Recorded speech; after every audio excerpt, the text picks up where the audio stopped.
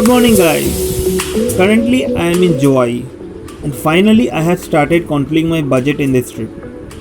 मैं यहाँ कल शाम को आके पहुँचा, and among the very limited options, this was the only budget hotel that I could find. It's situated right at the 3-point crossing of Joy. Joy Shillong जैसा बड़ा शहर तो नहीं है, so market gets closed early in the evening. So कल रात को dinner के लिए I somehow managed to find this hotel at around 9:30. So I got a shared taxi again from Joy stand for Amlarem, where I need to get down to visit Krangsuri waterfall. Good morning from Amlarem, and I met Mr. Latto, branch manager of Apex Bank in Amlarem. So he gave a lot of useful information to me, how to go to Somdeng and how to visit Krangsuri falls and etc. He's a very helpful person I've met. So that's the best thing about traveling solo. You meet a lot of helpful people over here. So he has helped me a lot. So guys, I am about to reach Krangsuri waterfall. This is a small downhill trek that I am doing to the waterfall from the parking area. So I've got a small local vehicle from Amlarem which has dropped me till the parking area of Krangsuri waterfall and took ₹20 only. Before entering, you must buy the entry ticket which cost ₹50. I was the first person to arrive for the day. And due to the rain in the last 3 days, the caretaker wasn't allowing me to go down initially. But he was a good person, and upon requesting, he let me go right into the riverbed. And believe me, it was such a wonderful experience. This is where you can take baths, enjoy the water, etc. But you must rent the life jackets and be careful. Sadly, I kept most of my luggage at my friend's house and were carrying only minimal clothes. So I had to keep mum my temptation of jumping and playing into this crystal clear water. Nevertheless, I spent more than 2 hours taking photographs and watching people enjoy. I also had a small tour to the cliff at the top just out of curiosity. And it was a nice experience. अभी यहाँ से आमलारेम वापस जाने के लिए there will not be any regular vehicle available. So what you need to do is to try for hitchhike or ask any random local vehicle plying, which might give you a lift for ₹20 or so. I'm still at Amlarem and now I'm planning to go to Somdeng, but there is no direct taxi from Amlarem to Somdeng. So I may need to get down near Darang, near a place called Darang, and from there I may need to go by foot or I may need to find another local taxi to go to Somdeng. Without much hiccup, I reached Somdeng. I somehow managed to get a local taxi जो ₹20 लेके मुझे यहाँ तक पहुँचा दिया.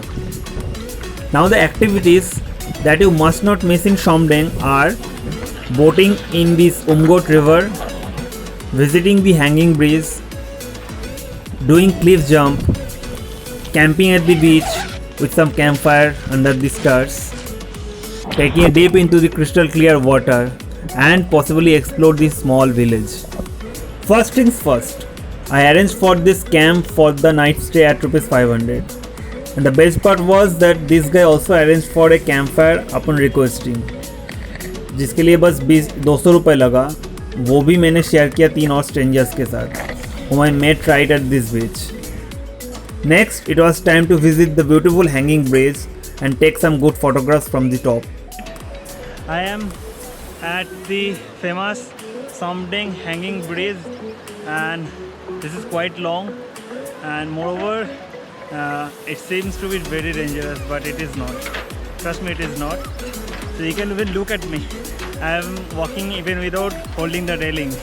So they have nice railings, and these are made of very mighty ropes. So you need not worry.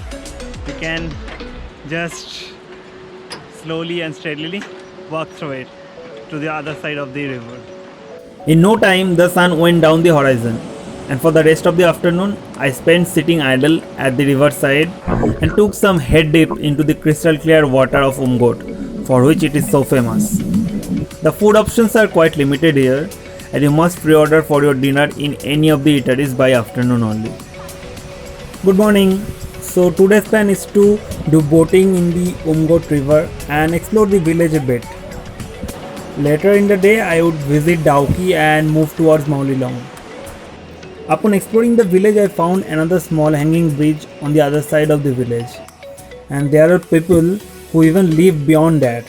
Boating here starts only after 9, so this was the only way out to kill the morning time. It's a nice day out at Shamdeng and we're out for boating.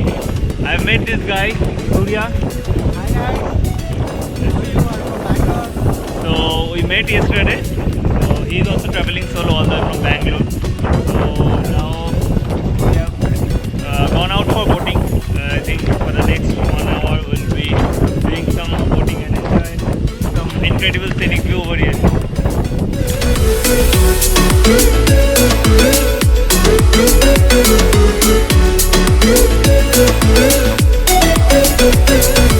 Finally, it's time to go back.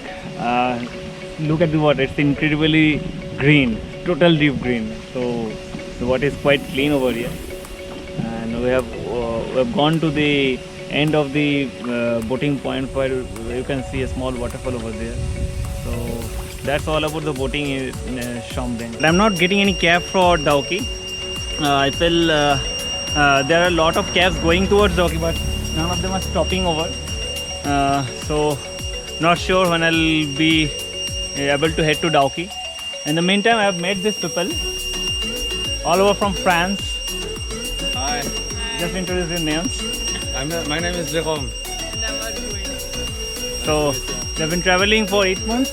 So for 1.5 years, Okay. 8 months in India. 8 months in India they're traveling. So isn't this amazing? So many people coming outside from India traveling in this remote part of our country. After a little bit of waiting, I got a shared taxi for Dauki.